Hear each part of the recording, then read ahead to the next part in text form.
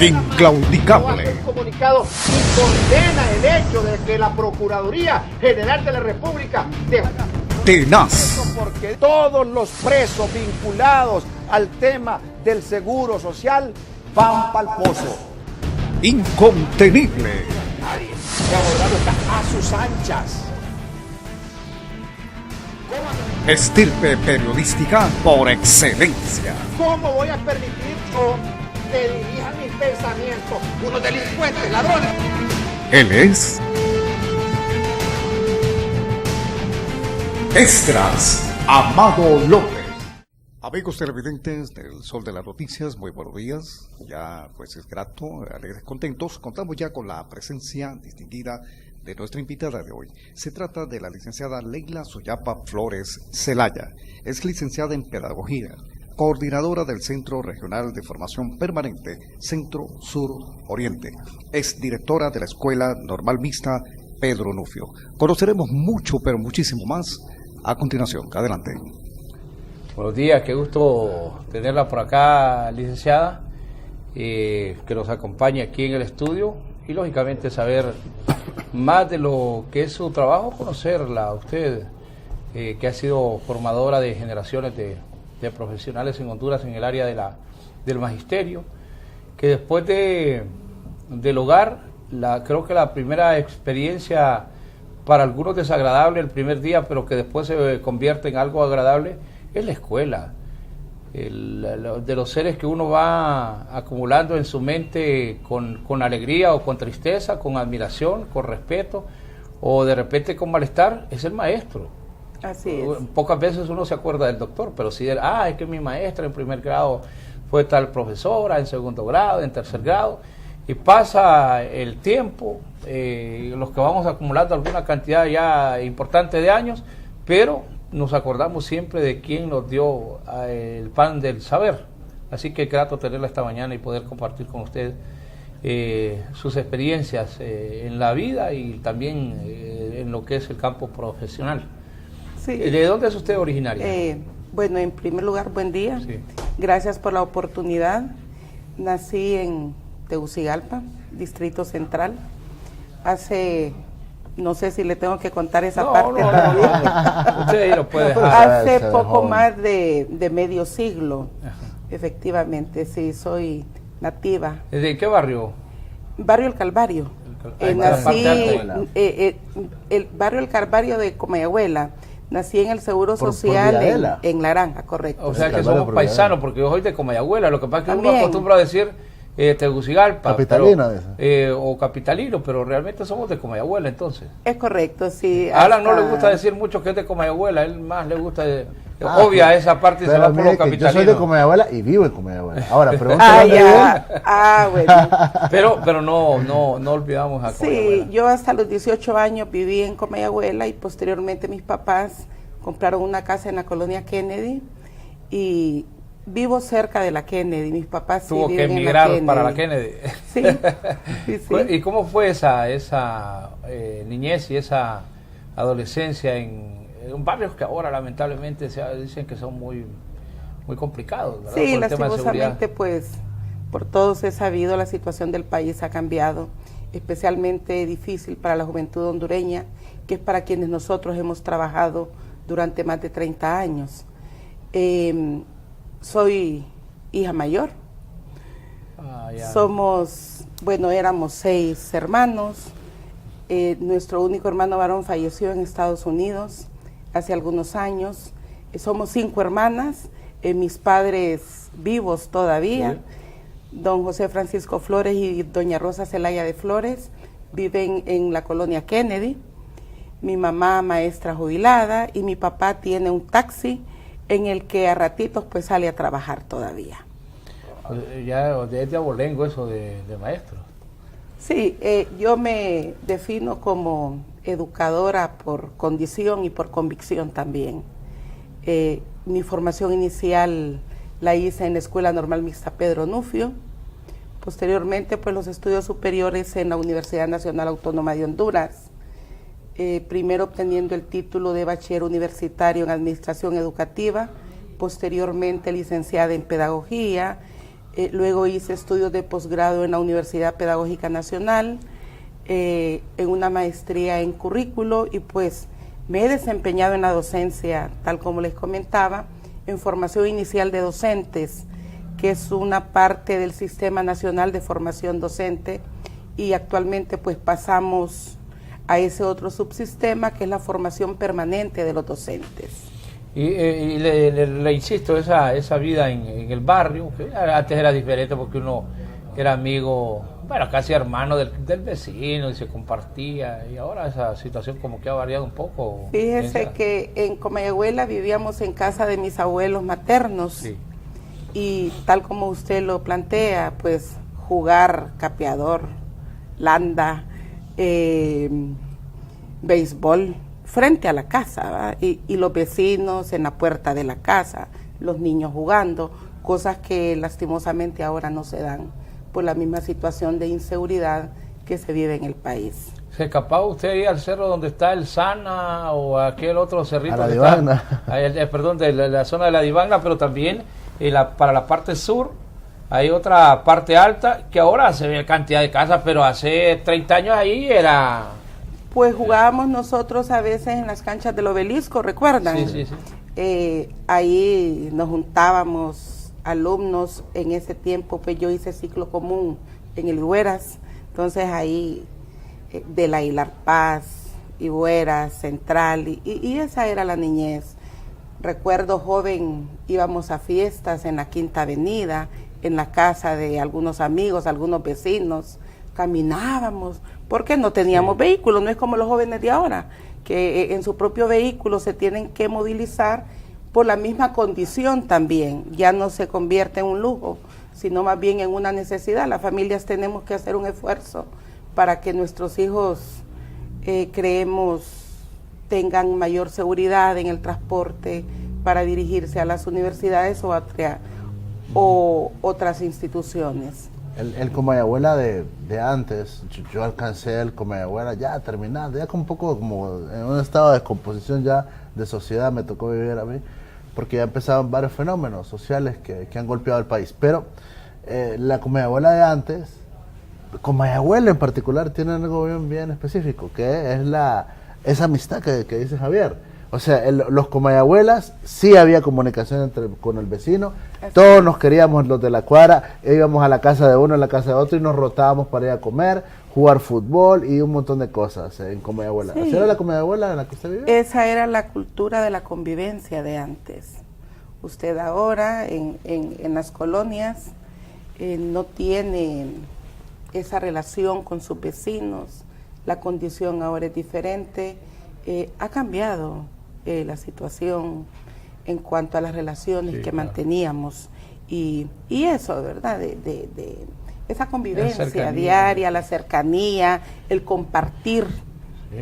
Sí. Que no había diferencia entre el pobre, el de clase media o el que era rico. El que tenía un poquito más. Y fíjense que a veces más bien el pobre, por ejemplo, en el lugar donde yo me crié, nosotros sí éramos una familia numerosa, pero gracias a Dios nos permitió Dios tener una vivienda y donde todos podíamos, era una casa con suficientes habitaciones para todos.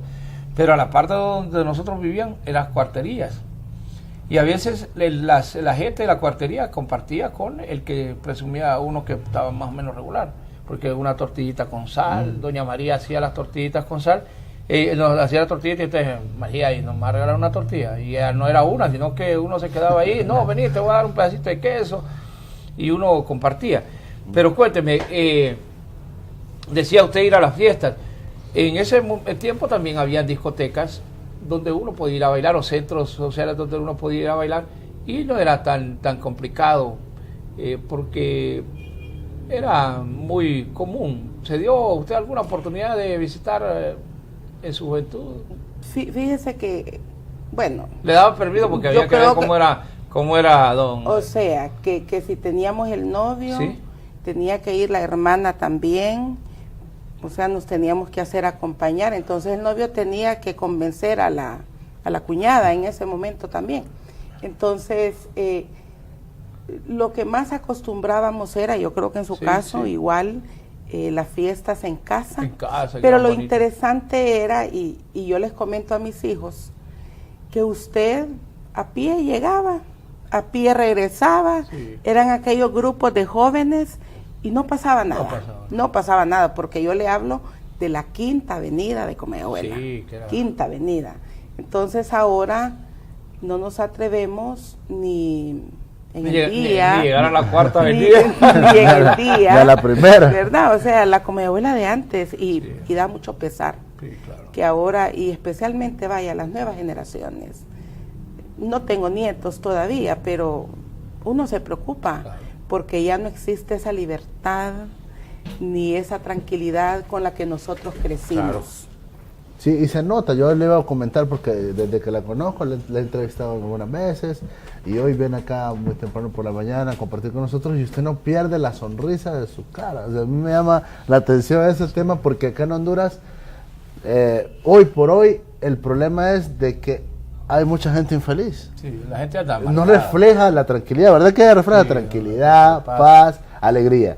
Y Muchas eso gracias. yo me imagino que lo viene formando desde hace mucho tiempo, tranquilidad, paz. Sí, eso por un lado, una familia estable, organizada, lógicamente gente trabajadora, no tenemos un origen, ¿cómo se podría decir? Opulento, no. Mi mamá pues está en casa, mi papá aún sigue trabajando, eso sí, con amor, con comprensión. Se nos dio la oportunidad de por lo menos tener educación media, así como pasaba Sí, antes. claro. Ya lo que es educación superior, pues ya uno tenía que ver cómo combinaba un poco el trabajo con la formación. Y el respeto que se tenía por las profesiones. Un perito, una profesora era un alto personaje dentro de la sociedad, por lo menos en el lugar donde uno Sí, convivía. cuando usted expresaba al inicio que recordamos al profesor, efectivamente, si es que convivimos con él mediodía. Sí. Y yo creo que los docentes tenemos el privilegio de ser formadores de otros profesionales desde el espacio que nos toca trabajar. Ahora, un poco volviendo a esta parte de la niñez y la adolescencia. Antes le decían a uno, andate a la pulpería o andate al mercado, y no necesitaban mandarlo a uno con guardaespaldas, sino que era tranquilo. Más bien me imagino que era aprovechado por los novios para ir a acompañar a la profesora. Con plena confianza, y Sí. fíjese que sí, podíamos pasear, transitar. Recuerdo que yo a mi esposo, éramos vecinos en Comayagüela, solo que él vivía en el barrio La Empira y yo en el barrio El Calvario. Se supone que de niños debimos conocernos, pero coincidió que yo iba con mi hermana a otro lugar, él estaba fuera de la casa de él, entonces me dice, ¿la acompaño? Y ahí empezó La historia de amor. esa historia de amor. O sea, le cayó tan mal a usted que le dijo, va, pues acompáñeme. Fuimos novios 8 años, Sí. luego nos casamos, tenemos 3 hijos, un matrimonio de casi 30 años. Sí, entonces así pasaba. Y esos noviazgos así prolongados era casi una costumbre, ¿verdad? Era una costumbre. Entonces ya cuando uno llegaba a una casa y le decía, ¿y él es hijo suyo? No, es el novio mío, pero es que cada vez que vengo este muchacho, vine hace 6 años y este estaba aquí sentado. Claro que sí, sí, sí. Sí. Así vivíamos. ¿Y su esposo a qué profesión o a qué se dedicaba él? No, él es perito, él no es docente, Ajá. no. Y entonces se conoció, ¿y cómo fue esa? Desde esa primera vez ya... Sí, él era centralista, yo era normalista. De repente llegaba a traerme a la normal. Nos hicimos novios cuando éramos vecinos, Sí. pero posteriormente nos fuimos a la Kennedy. Mis papás compraron casa en la Kennedy y él me visitaba desde el barrio El Calvario hasta la Kennedy. Y lo sorprendente también, y volviendo a lo mismo, es que él en muchas ocasiones se iba a pie. Entonces hacía ese camino saliendo de la Kennedy, y él me contaba que se iba a veces por el estadio, por las gradas, Sí. para hacer el camino más corto, ¿eh? Y no pasaba nada. No pasaba nada. Ahora, Ayer justo mataron, agarraron a tiros a medio pero ahí mundo. ahora pasa Ahí, mañana, tarde o noche y es el mismo riesgo que corre el que baja las gradas. Sí, y no pasaba ahora nada. Entonces se mantuvo en forma, él ya me imagino. Ahora recuerde que las iba todos los días. visitas, casi todos los días. ¿Cómo se llama él? Adalid Palma. Don Adalid, me imagino que en ese tiempo entonces se mantuvo en forma, Claro. porque en aquel tiempo también decir voy para la Kennedy es como que ahora uno diga voy para la Choluteca. ¿Se acuerda que salieron en esos años una zapatilla china? Bueno, Sí. usted porque es muy joven, pero en el caso suyo, ¿recuerda? Sí, por eso, de repente nosotros nos Zapatilla emocionamos, china. de repente nosotros nos emocionamos de la conversación porque Alan por su juventud, Correcto. bueno, a decir, ¿de qué están No, hablando ellos? yo Entonces salieron las ¿Se zapatillas acuerda, chinas, es que entonces? les decíamos zapatillas chinas a las puntudas, que eran puntuditas y eran de cuero, de buen cuero, costuradas. entonces él usaba porque dice que era más fácil caminar. Sí. Sí. Pero a saber cuántas gastó en 8 años. Claro. Sí, Definitivamente. No, en el noviazgo igual, pues me gradué de la universidad, me fui a trabajar a Olancho, entonces ya luego yo inicié mi trabajo en la Escuela Normal Mixta de Olancho. Ahí le fue donde le asignaron plaza. Sí, ese fue mi primer trabajo en educación pública. Sí, ¿En Olancho? en formación inicial de docentes, sí. Ya. Ahora, y para concluir la parte sentimental, ¿verdad? Cuando decide casarse, ya usted está trabajando. Trabajando, y él también, sí. ¿Y cuándo llega ese momento de decir, bueno, ya 8 años, ya que no nos queden viendo como familia, sino que sepan que vamos a ser pareja? Sí, hasta la familia decía. ¿Verdad? Sí, qué barbaridad, ¿cuándo se van a casar? Tal vez encontraba, me imagino, le pasó a usted que encontraba una amiga, profesora Leila Ciudad Flores, y ella, ajá, ¿y qué hay de nuevo, Leila? No, hay mano. Ajá, y aquel muchacho con el que andaba, ¿cómo con el que andaba? Con el que anda todavía. Muchacha, ¿y cuándo te vas a casar? Porque la gente, hay presión social en ese sentido. Hay cuestiones culturales también. En ese tiempo, como usted lo decía, los noviazgos eran largos. Y en mi caso, particularmente pienso que eso es positivo. No todos opinamos lo mismo, porque ahora hay noviazgos cortos y matrimonios cortos también. Sí. Así Sí, como es se hace, una- así es se una deshace. constante. Y otra cosa Sí. más que acá, hoy por hoy, si una persona, un joven o una joven, solo tiene un novio o una novia y con eso se casa, ya es mal visto en la sociedad. Sí. ¿Se ha fijado? Ahora aquí uno tiene que tener en su historia 20 mujeres o 20 hombres en el caso de las muchachas. Y yo no sé por qué la presión social en ese sentido. Es que con la primera que encontraste, con eso te quedaste. O con el primero que encontraste, con él. ¿Por qué tiene que tener unos 50 mujeres antes de tener su esposa? O 50 hombres antes de tener una esposa. ¿Te viste esa presión social? Sí, no sí. la comprendo, ¿no? Sí. Pero yo creo que lo que decía la profesora es parte de cuestión cultural. Y a veces también yo creo que ese el reflejo de lo que uno ve en su casa. Sí, la Ahí es donde familia. tiene el impacto. Sí. Por eso la primera educadora es la familia. Definitivamente es ahí donde nos van forjando el carácter, principios, valores, costumbres. Es ahí donde debemos de enfocar la atención y no perder la importancia de la familia. Nos quedamos en el hecho de cuando toman la decisión de casarse. Aparte de la un poco de presión, pero ya llegaba el momento. ¿Los dos trabajaban? Trabajábamos los dos, entonces decidimos casarnos. Sí. ¿Él le pidió matrimonio? ¿O fue de común acuerdo? Pues fíjese que Bueno, que aquí hemos Otra oído- cosa más. Sí, no, una señora dijo, no, yo le dije que si se casaba o se casaba, digo. es posible que haya sido ya como que, bueno, ya es tiempo, Sí, casémonos. qué bueno. Sí. ¿Y de ese matrimonio cuántos hijos? 3 hijos. Nuestra hija mayor, Fabiola Palma, es doctora en química y farmacia. Nuestra hija mediana, Dacely Palma, ella es médico general. Y el tierno que digo yo, pero ya es un joven de 21 años casi, estudiante de microbiología. Pero él tiene el control de toda la familia, No. porque 6 tías y también es el único varón. Sí, No, sí, y bien puede montar un hospital ya. De repente a futuro le voy a decir, invítenme para promocionar. Sí, qué Sí, bueno. es posible. 30 sí. años de matrimonio. Ahora, ¿cómo? Sí, 30 años de 30 matrimonio, años. pero ¿cómo puede una familia con un salario de una maestra que no es extraordinario y de un perito mercantil que tampoco han sido salarios buenos?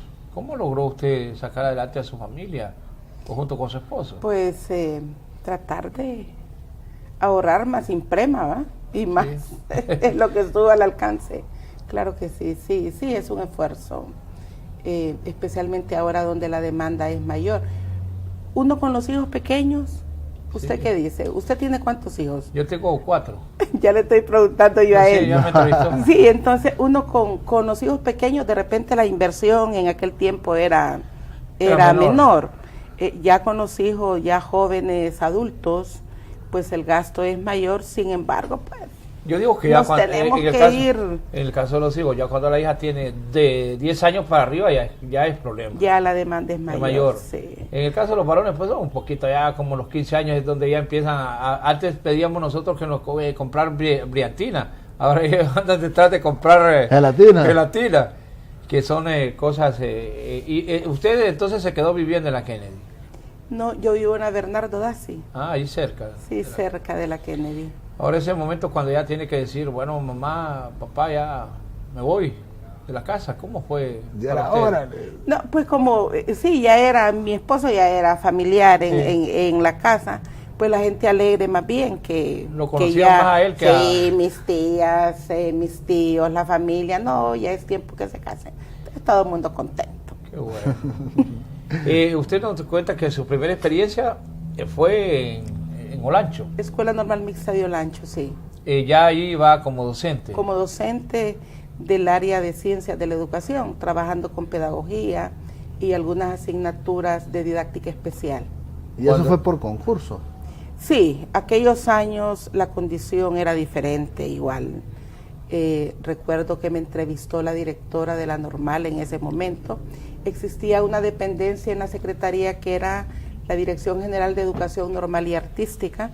Entonces uno se presentaba, primero lo entrevistaban, lo conocían y posteriormente entonces nos sometíamos a los procesos. En este caso nos tocó concursar en Juticalpa. Ahora, y irse a salir de Tegucigalpa y en ese tiempo en Olancho la gente decía, es que en ese Olancho ahí solo gente malona. Y que en Olancho aquí, o sea, nos habían pintado un Olancho como del viejo oeste, que era ancho para entrar y angosto para salir. ¿Cómo fue para usted ese momento cuando ya le dicen, bueno, donde la plaza solo en Juticalpa? Sí, y definitivamente tuve que buscar la opción porque en ese tiempo mi papá quedó sin trabajo, entonces teníamos que ver cómo salíamos adelante. Claro. Coincidió, yo creo que fue algo coyuntural también, y los profesores en aquellos años empezábamos en los departamentos del interior y no necesariamente en la ciudad capital. Sí, claro. Entonces como capitalina me tocó salir e iniciar mi desarrollo profesional en Juticalpa, Olancho. ¿Y ahí por cuánto tiempo? Estuve 6 años, luego cuando mi hija mediana iba a nacer, pues dijimos, me vengo, como sea. Estuve trabajando con profesionalización de maestros sin título. Posteriormente me ubiqué con unas horas en la noche en el Técnico Honduras. En el 95 concursé en media para ser secretaria de centro educativo y fue así como llegué a la Escuela Normal Mixta Pedro Nufio en 1996 y desde ese tiempo hasta el año anterior como escuela normal pues hemos estado ahí, ahora como Centro Regional de Formación Permanente de Docentes en Servicio. Licenciada Leila Flores, es un fenómeno que por muchos años se dio en Honduras. Creo que después de que apareció la escuela normal, la primera escuela normal que no era mixta, sino el normal de señoritas, la recuerdo yo que andaban de blanco, muy bonitas, elegantes, y existía la normal de varones. La normal de varones, pero apareció, no sé si en ese tiempo también estaba ya en funcionamiento la escuela de Vía Ahumada, en Danlí, y no sé si en Comayagua había otra escuela. Fíjese que la normal de varones surge en 1905, Sí. la normal de señoritas en 1906.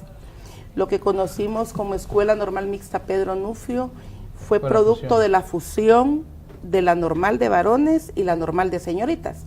Sí, efectivamente en el país también estaba la Escuela Normal Mixta de España, ubicada en Danlí, que ahora es regional de la Universidad Pedagógica Nacional Francisco Morazán. Y estaba la de Comayagua también, ¿verdad? Hay una Sí, escuela estaba normal. la de Comayagua, en Gracias. Lo que pasa que antes de la consolidación de las normales, instituciones de educación media también formaban docentes. En el caso, aquí en el Cultura Nacional, que era una institución privada, formaba maestros en la jornada nocturna también. Ya con la consolidación, ya la formación de maestros pasó con exclusividad a las escuelas normales del país. Pero mi pregunta, le hago esta consulta de las escuelas normales, porque es la realidad de la no profesionalización del maestro. Si alguien que era un regular alumno o buen alumno en el 6º grado, o lograba llegar a convertirse en perito mercantil, se convertía en maestro en el área rural. ¿De eso hablaba usted, de la profesionalización del maestro? Es correcto. ¿Y hay todavía en Honduras Es correcto. de esos maestros? Pues creemos que no. Yo trabajé con profesionalización a inicios de los 90, donde todavía había docentes en servicio que no tenían el título de maestros y maestras de educación primaria. Entonces la Secretaría de Educación montó un programa nacional que el propósito era ese, la profesionalización de los docentes en servicio. Sí, a esta altura ya no. Y cuéntame una cosa, la vida de un maestro en Honduras, bueno, va a Olancho porque le tocó ir a Olancho, pero me llama la atención cómo logró venirse para acá, porque ocurre también lo mismo con los médicos. Dije, los médicos, bueno, les tocará usar el servicio social para ganarse la plaza y van a La Mosquitia, van a Ceiba, van a Olancho mismo también, y es algo impactante para el joven, quieran o no lo quieran, pero ¿cómo hizo para venirse para acá? Como estaba embarazada de mi segunda hija, con mi esposo, pues ya no podíamos estar yo allá, él acá, la niña mayor aquí, yo embarazada allá, entonces decidimos que me iba a venir. O sea que tuvo que separarse usted de sus hijos también. Estuvimos así, ¿verdad? Él iba allá, yo venía acá, entonces intenté trasladarme, tal como la ley en ese momento lo planteaba, el derecho al traslado. Sin embargo, no se dio. No se dio el traslado. ¿Pensaban los políticos? Pues en ese momento es posible que ya en los 90 ya eso tuviese que ver. Hice la solicitud, como lo hacía cualquier docente. No se dio la oportunidad, entonces por accidente o por casualidad o por destino, me apersoné al programa de profesionalización con el propósito que me dieran una constancia de haber trabajado con ellos, y me dicen, fíjese profesora que aquí hay una oportunidad, no sé si usted la quiere tomar, me dijeron. Lo que pasa que yo iba a tener posteriormente un periodo postnatal, entonces le dije, está bien, yo voy a colaborar trabajando unos materiales para la formación de los maestros que estaban en profesionalización. Entonces empecé con profesionalización inmediatamente después que mi licencia se terminó, la de maternidad, y el tiempo pasó y fui buscando la opción.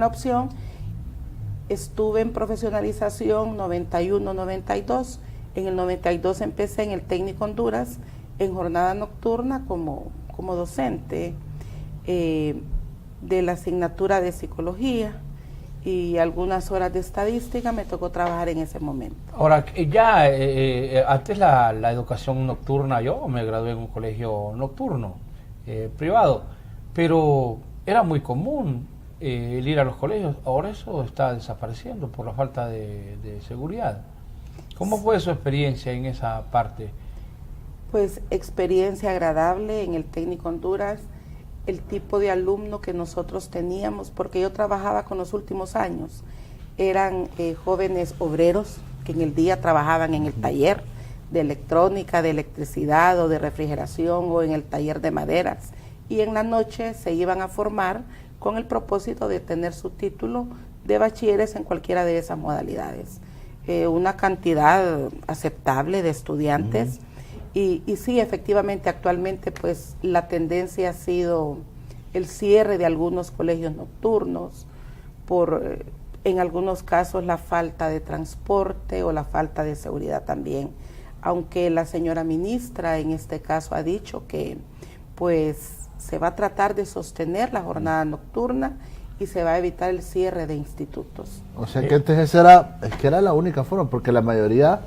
un alto porcentaje, como usted lo señala, de personas tenían que, es gente que venía de los pueblos, tenía que trabajar durante el día y ir a estudiar en la noche. ¿Y de qué horarios eran? Fíjese que era empezábamos 5:40 a 10:15. ¿De 5:40 de la tarde? A 10:15. De la noche. Sí, porque los técnicos, como la carga horaria en cuanto a los talleres es fuerte, entonces el horario era grande. ¿Y cuán efectivo era, partiendo de que toda una jornada, obreros, me dice usted que es la mayoría de estudiantes que tenía, pero ya llegaban reventados, llegaban cansados? ¿Cómo era la acción pedagógica? Pues fíjese que la gente muy comprometida, muy comprometida, asistía a sus clases y lograban graduarse. Algunos de ellos nos los hemos encontrado en talleres de las compañías. Muchos continuaron estudios superiores, algunos instructores en Infop, porque tenían la experiencia del trabajo y lo que le faltaba eso, certificarse a través de un título. Y yo creo que por la experiencia que yo viví, ahí vine yo cantidad de compañeros. Yo tuve un compañero que se graduó, que tenía más de 50 años y ya tenía una familia y no, dijo, yo tengo que terminar mi título era como realmente un logro. O sea, no era el hecho de tener colgado solamente el título, sino que ahí había sangre, sudor y lágrimas. Así es. ¿Verdad? Vi a compañeros que tal vez a veces, no, ¿qué te pasa? No puedo entrar al examen porque no ajusto, y lo que pagamos eran 20 o 30 lempiras al mes. Entonces, ver lo solidario que eran otros compañeros, no, ajustémosle para que pueda entrar al examen, y empezábamos a recoger una lempira cada uno y a pagarle al compañero ese mes para que pudiera terminar sus clases. Pero, ¿qué conciencia hay en el alumno que va en la noche? Sí. Yo creo que el perder esa oportunidad, profesora, para el país sería de mucha pérdida. Sí, era una opción y muy positiva, porque hay quienes a mí a veces me dicen, pero ¿y tu experiencia? ¿Qué tipo de alumno? No, definitivamente gente comprometida, tal como usted lo dice, señores padres de familia, mujeres también madres de familia, que en el día iban a su trabajo y en la noche a clases. Pero sobre el tema de las nocturnas, se tiene una percepción de los que estudiamos de día, por ejemplo, que en la noche era un poco más fácil. Me refiero al tema de las evaluaciones y que los maestros no son tan estrictos como se ocurre en el día. Entonces, una vez preguntando yo a una maestra, le pregunté que si eso era cierto, pues me dice, mire, no es que es más fácil, me dice, sino que hay mayor flexibilidad para una tarea, hay mayor flexibilidad por si le fue mal o no un examen, se lo vamos a reponer. Así es. Y dependiendo del caso, me dice, un muchacho que trabaja todo un día de obrero, es mecánico, eso, hay que entenderlo. Me dice, si con solo verlo acá, para mí es mucho, me dijo la maestra. Sí, por ejemplo, quienes hacían giras, o sea, usted tiene que estar como más conociendo la realidad del estudiante que tiene, para poder comprender la situación de él y darle la oportunidad, porque no es que se regalaban los títulos en la jornada nocturna, había un esfuerzo de parte de los estudiantes y creo que igual siempre es lo mismo, solo que ahora la cantidad de jóvenes ha bajado sustancialmente. Sin embargo, los docentes de las instituciones han hecho esfuerzos personales también para mantener las matrículas de esos centros. Ahora le toca ya a usted entonces entrar en una etapa de casi lo que es la última etapa de una de estas de las escuelas, precisamente de formación de maestros y maestras. Algunos que tal vez nos volvemos como nostálgicos por estas cosas, dicen, no, qué barbaridad, que ya no van a salir maestros y maestras, se terminaron los maestros en Honduras. ¿Cuál es la realidad? ¿Se terminaron los maestros de educación primaria o hay mecanismos que permiten que se sigan formando maestros? Sí, en Honduras se está consolidando el Sistema Nacional de Formación de Docentes. Este sistema tiene dos subsistemas, el subsistema de formación inicial y el de formación permanente. La formación inicial, según ley, le corresponde ahora al nivel de educación superior a través de las universidades públicas. En el caso nuestro, y producto de la transformación de las escuelas normales, unas normales se quedaron en formación inicial como regionales de la Universidad Pedagógica Nacional y de la Universidad Nacional de Agricultura. Otras pasamos al subsistema de formación permanente, en este caso lo que fue la normal mixta Pedro Nufio, ahora Centro Regional de Formación Permanente, Centro Sur Oriente. Hay otro centro regional en el departamento de La Paz. Pero ya es a nivel universitario esto. No, es los centros regionales, lo que vamos a hacer es el desarrollo profesional de los docentes que se desempeñan en el sistema educativo nacional, exceptuando el nivel superior. Ahora sí, para ver si nos vamos entendiendo, o sea, hay un maestro ya formado. Hay un maestro formado. Tiene su título de maestro de educación primaria. ¿Y universitario también? Sí, y dentro tiene su título. De lo que es esta ley que protege a los maestros, el estatuto. El estatuto del docente señala que para que alguien pueda ir teniendo algunos beneficios económicos, tiene que ir recibiendo formación. Entonces, ¿ustedes se van a dedicarle a dar esa formación? Sí, la formación permanente, la ley la define como una continuación de la formación inicial a través de programas específicos. El propósito es la mejora del desempeño del docente, pero también la mejora en los aprendizajes de los alumnos, porque hay una condición: si el docente está bien formado, el trabajo que va a desarrollar va a ser de mejor calidad. Entonces lo que se busca es que el sistema educativo mejore cualitativamente a través de la formación de sus profesores. O sea, de la técnica pedagógica, expresamente.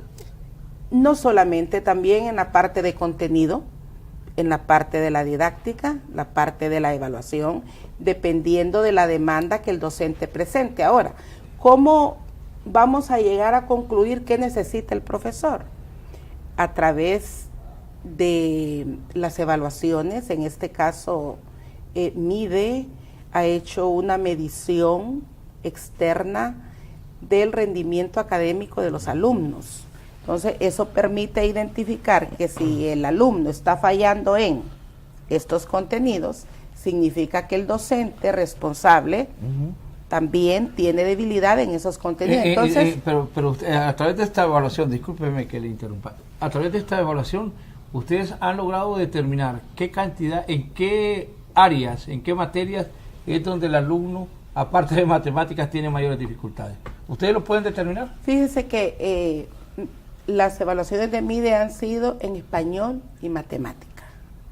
Sin embargo, desde la Dirección General de Desarrollo Profesional, que es la dirección de la cual nosotros dependemos, y esta a su vez, y nosotros dependemos de la Subsecretaría de Asuntos Técnicos Pedagógicos, lo que se busca es eso, dar cientificidad a este proceso de formación permanente, partiendo de diagnósticos, tal como usted lo dice, no solamente en el área de español y matemática, sino en otras áreas. Para el caso, se está haciendo un mapeo de los docentes que trabajan con la asignatura de inglés.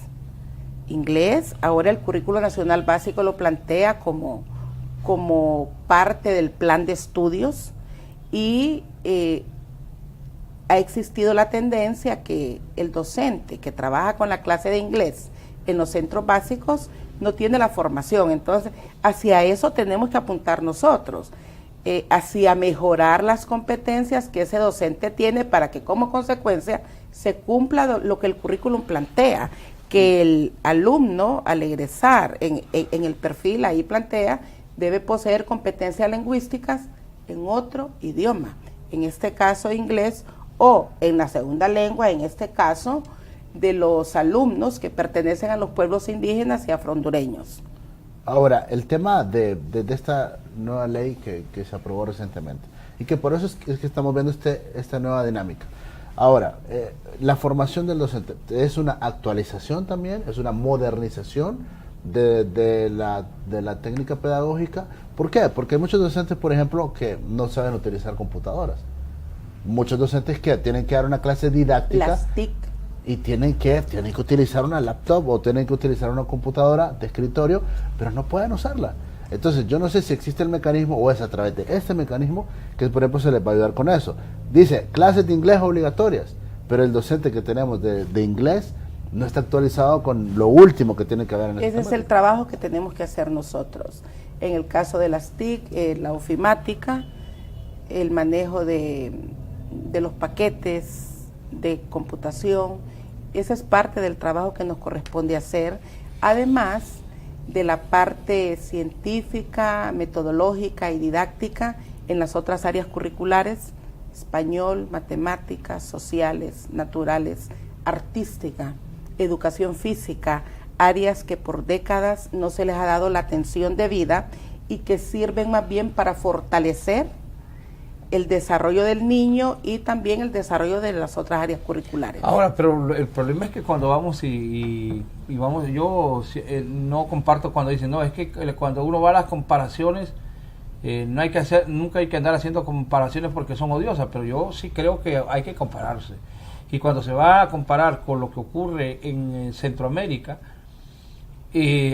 al evaluar a cualquiera de los países centroamericanos con respecto a Honduras, mostramos serias deficiencias en este sentido, tanto así que internamente cuando el alumno quiere ir a la universidad, el colador que ha puesto la rectora ahí provoca también una prueba de actitud. Una prueba, no solo una prueba de actitud, sino que también en otras pruebas demuestra lo mal preparado que va el alumno. La mala base. La mala base en educación, por lo menos eso es lo que nos han dicho. Bueno, no sé, creo que si ustedes han tenido acceso a los resultados de la prueba de aptitud académica que aplica la Universidad Nacional Autónoma y la Universidad Pedagógica también, que eso permite más que todo medir las competencias en el área de español y matemática que tienen los jóvenes, y sí, efectivamente se presenta algún nivel de debilidad, pero ese es el propósito del sistema, desarrollar las competencias. ¿Usted lo comparte ese fortalecer mecanismo? A los jóvenes, pues mundialmente esa es la tendencia, ¿verdad? Pero aquí dicen que es excluyente. Ahora, ¿por qué? No, pero ¿por qué razón?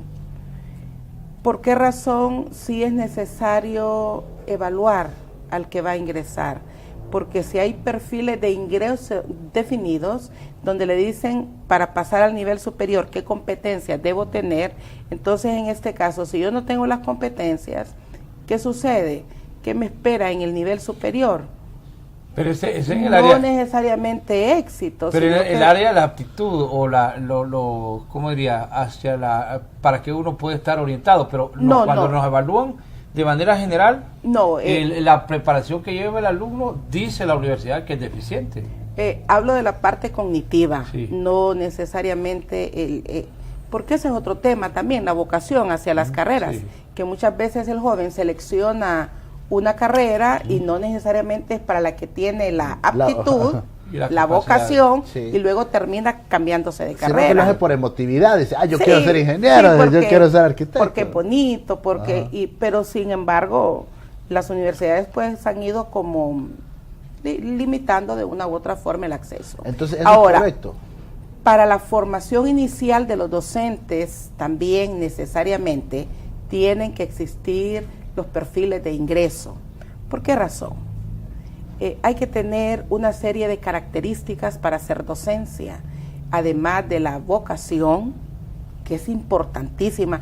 Si a usted no le gusta enseñar, difícilmente va a ser un buen trabajo. Ahora, ¿qué sucede en otros países? ¿Quiénes son los profesores? ¿Cómo lo los mejores alumnos. Sí. Los mejores alumnos. Y nuestro país tendría que apuntar hacia eso. ¿Cómo lo determina lo de la vocación? Es que a través de pruebas, yo he encontrado gente que hay dice, pruebas aptitudinales. No, pero ya hay gente que dice, me gusta esta profesión, yo la disfruto, la vivo, pero en la realidad, cuando usted ha conocido la trayectoria de la persona, es todo lo contrario. Entonces, ¿cómo hay algún mecanismo dentro de la formación de usted que esta persona tiene vocación para esta profesión? Bueno, cuando éramos normal, se aplicaban pruebas de conocimientos y se aplicaban entrevistas también, lo que permitía de una u otra forma a través del departamento de orientación de la institución identificar a esos jóvenes con esas aptitudes y actitudes hacia la formación docente. ¿Sabe qué siento yo? Que antes era muy común que el papá o la mamá, si venían del pueblo o acá en la capital, dicen, mira, tenés que ir a estudiar magisterio. No era una opción. Trabajo. O sea, no era una opción. Entonces, vos, con vocación o no, te vas a hacer maestra, te vas a hacer maestro, anda. Y yo conozco muchas de esas historias. Y que de repente pasaron todos los filtros. Y no era su voluntad ser maestra. Y ya a los 10 años de ser docente se quemaron. Dije, no, ya no quiero ser. Porque no era su vocación. Creo que pasó mucho de eso en aquel entonces. Ahora, siento que las cosas van cambiando. ¿Sí? Pero o también la otra parte. Que no, para lo que y he escuchado cantidad de historias en futbolistas, en periodistas, en maestros, en médicos, que cuando llegó y le hicieron la evaluación o un profesor le dijo, vos no servís para esto, anda, vende tomates o dedicate a otra actividad, pero para esta profesión vos no vas a dar. Y resulta que al final de la vida esa gente lograron vencer obstáculos y son profesionales muy calificados en esa área donde alguien en algún momento de su vida le dijo que no iba a pegar. Sí, fíjese que, por ejemplo, hay personas que dicen, como las normales ponían tanta limitación en algunas oportunidades, yo no pude ingresar a la normal y quise ser maestro. Y tal vez son docentes ahora de educación superior, ¿verdad? Y también la otra parte, gente que ingresó, se hizo maestro, pero que solo lo tomó como la base para continuar estudios superiores y que al final no se desempeñó en la docencia en ninguno de los niveles. Y el Estado perdió recursos. Sino que ahora pues se desempeñan en otras profesiones. Y se hizo grandes gastos, porque ¿cuánto costaba formar un maestro? Sí, todavía no hemos llegado lastimosamente a ese nivel en que las instituciones formadoras formen en función de la demanda que hay, porque a esta altura recuerdo yo cuando se hizo un diagnóstico de los docentes desempleados y salieron cantidades de tal manera que al año más o menos, no sé si eran como 1000 y tantos que se pueden ubicar. Y hay, bueno, solo de la Pedro Nufio, el último registro de títulos que teníamos son más de 27,000. Sin trabajo en la mayoría. No, 27,000 graduados. Ahora, como no se estiló el seguimiento de los egresados, no sabría decir yo cuántos no tienen empleo. Pero difícilmente 25,000 tienen trabajo. Yo creo que ni 10,000 tienen trabajo. Yo creo que ni 5,000. Porque a nivel nacional estamos en un poco más de 60,000 los docentes que elaboramos con la Secretaría de Educación, ya sea en prebásica, básica o y la relación de empleo media. de la docencia, para la docencia, tanto en el plano público como en el privado, no alcanza a 1000 maestros en el área de generación de pública, empleo. Sí, o sea, de maestros que están genere siendo anualmente, sí. no llega ni a 1000, y estuvieron como 3 o 4 o 5 años con la administración anterior del señor que es especialista en criar el ganado, que separó la situación de la oportunidad de empleo para los maestros. Y los maestros que van saliendo, cuántas dificultades. Fíjense que hoy hay un colegio aquí en la colonia San Miguel, por ejemplo, los alumnos ya empezaron las clases y no tienen al maestro de inglés y no sé de qué otra materia. Y ocurre, está Y ocurre, y hay maestros que están especializados, pero como no tienen la recomendación política, de repente no llegan. Bueno, estamos ya en la recta final. La veo a usted, decía desde el principio, muy contenta, una persona muy realizada, y me imagino que con esa misma, es por la pasión que usted siente por su profesión y por el trabajo que están desarrollando en la institución que usted ahora maneja. Efectivamente, sí. Bueno, este año, y lo comentábamos ayer en una reunión con los técnicos pedagógicos que coordinan las áreas curriculares, estamos aprendiendo, porque hemos hecho formación inicial por décadas, en mi caso 3 décadas, y estamos entrando ahora a la formación permanente. Entonces hay mucho trabajo, mucha producción, quienes hemos quedado muy comprometidos con esta nueva función. De hecho, los docentes de las normales, hemos tenido características especiales, y ahora, pasando a esta nueva etapa, ya estamos haciendo formación permanente. Casualmente, desde el día lunes, hoy es jueves, desde el martes, los compañeros del área curricular de Ciencias Sociales están trabajando con el SAR, el Servicio de Administración de Rentas, formando maestros en lo que es la educación fiscal. Entonces, estamos haciendo trabajo.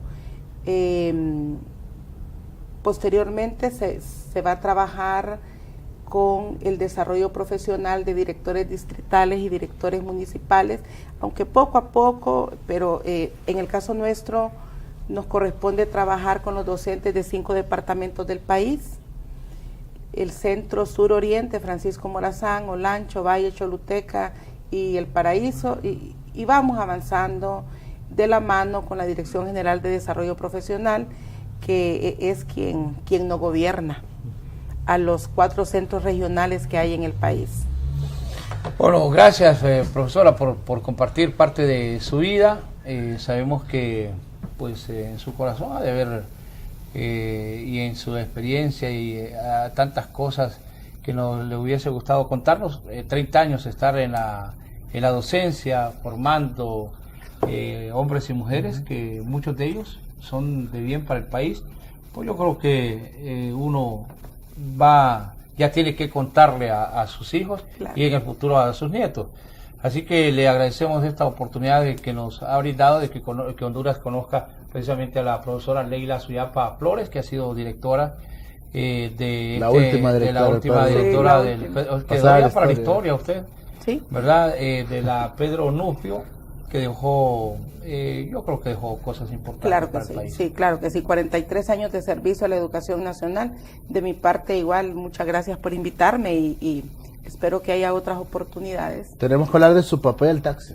Sí, nos quedó ahí mi papi. Todavía, ¿cuántos años tiene él? 77 años. 77, y agarra el taxi. Sí, ¿sabes? Mi papi está, pero pollón. Sí, bueno.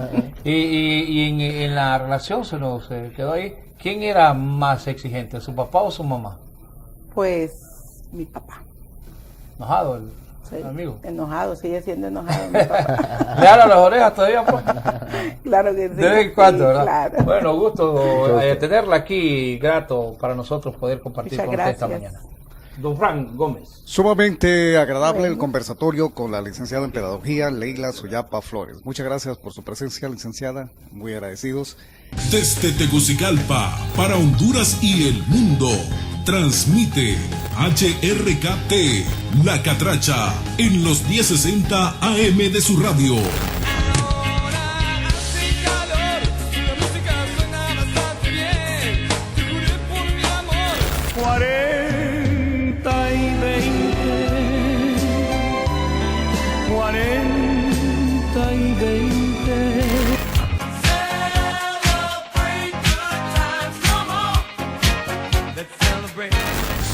La Catracha, la radio hondureña de 5 estrellas.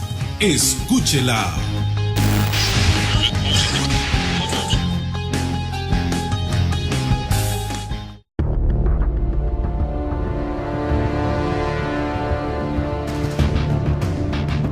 Inclaudicable. Un comunicado y condena el hecho de que la Procuraduría General de la República Tenaz. porque todos los presos vinculados al tema del seguro social van para el pozo. Incontenible. El abogado está a sus anchas. Estirpe periodística por excelencia. ¿Cómo voy a permitir que dirijan mis pensamientos unos delincuentes, ladrones? Él es Esdras Amado López.